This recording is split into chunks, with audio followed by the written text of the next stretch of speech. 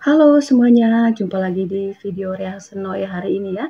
Semoga semuanya selalu di dalam keadaan sehat walafiat. Oke ya, Noe mau mengucapkan selamat berpuasa esok ya, baru ditentukannya besok ya 1 Ramadan bagi umat muslim yang menjalankannya. Oke, kali ini Noe melihat satu video Profesor Malaysia heran. Indonesia punya 1.500 suku bangsa, tapi berhasil menyatukan hanya dengan satu bahasa, bahasa Indonesia. Oke, sebelum kita berkomentar, kita tonton dulu videonya sama-sama ya. Bumi 1.500 suku. Halo sahabat, halo Indonesia. Bagi bangsa Indonesia, Pancasila merupakan suatu nilai yang memberikan dasar-dasar yang bersifat fundamental dan universal, baik dalam hidup bermasyarakat, berbangsa, dan bernegara. Dengan begitu, Pancasila dijadikan pedoman pada generasi muda untuk tetap menjalankan dan mengamalkan nilai-nilai Pancasila. Di Indonesia, nilai Pancasila sudah diperkenalkan dan wajib diterapkan sejak usia masa sekolah. Terdapat 6 karakter dalam profil pelajar Pancasila, yaitu beriman dan bertakwa kepada Tuhan Yang Maha Esa, dan berakhlak mulia, berkebinekaan global, bergotong royong, kreatif, bernalar kritis dan mandiri. Namun berbeda dari narasi yang diungkapkan oleh pakar bahasa Malaysia yakni Prof. Dr. Theo Koseong berikut yang mengatakan bahwa, rukun negara yang dimiliki Malaysia hanya sekedar simbolis saja. Mari kita simak cuplikannya. Itulah istilah yang digunakan pakai dalam perlembagaan persekutuan kita. Apabila kita sebut tentang bahasa kebangsaan kita, namanya ialah bahasa Melayu. Itu pada perkara 152 perlembagaan persekutuan. Bahasa Melayu adalah bahasa negara kita, berperanan sebagai bahasa kebangsaan dan juga bahasa rasmi.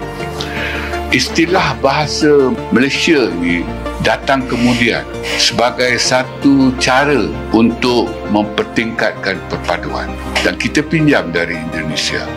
Indonesia mengambil bahasa Melayu, mengangkat bahasa Melayu sebagai bahasa negara dengan memberi nama nasional bahasa Indonesia, dan kita dapat lihat cara itu berjaya sekali. Rakyat Indonesia begitu teruja dengan bahasa negara mereka, nama nasional bahasa Indonesia, dan mampu dah dengan nama itu rakyat Indonesia yang dari kelompok peribumi itu saja 1.500 suku itu dapat disatupadukan. Jadi kita fikir itu caranya. Maka selepas urusan kaum 13 Mei, kita memberi nama bahasa Melayu itu bahasa Malaysia. Tetapi kita tidak ada ubah dari segi perlembagaan. Maknanya nama itu kita angkat untuk tujuan sosiopolitik sajalah, untuk menjadi wadah yang kononnya lebih mesra lah kepada yang bukan Melayu, untuk mendakap bahasa Melayu itu sebagai bahasa negara mereka bangga. Tapi sayangnya dengan nama sedemikian kan, makna nama nasional lah bahasa Malaysia itu, penerimaannya pun tak seberapa lah. Maknanya ialah kalau waktu tu kita tanya orang bukan Melayu, pemimpin Cina dan sebagainya, mereka mengalu-alukan penamaan itu. Baguslah, ini bahasa kita semualah rakyat Malaysia. Dan sepatutnya nama bahasa Malaysia itu boleh mempertingkatkan kebanggaan terhadap bahasa Melayu itulah. Tetapi sayangnya dia tinggal nama sajalah. Dari segi perundangan negara, tidak ada pun istilah bahasa Malaysia itu digunakan pakai. Dan dari segi sosio budaya pun, fitrah di mana-mana pun, bahasa itu diberi nama dengan mengambil nama kelompok bangsa itu yang menuturnya sebagai bahasa ibunya. Bahasa Jepun, bukan bahasa negara Jepun, bahasa orang Jepun.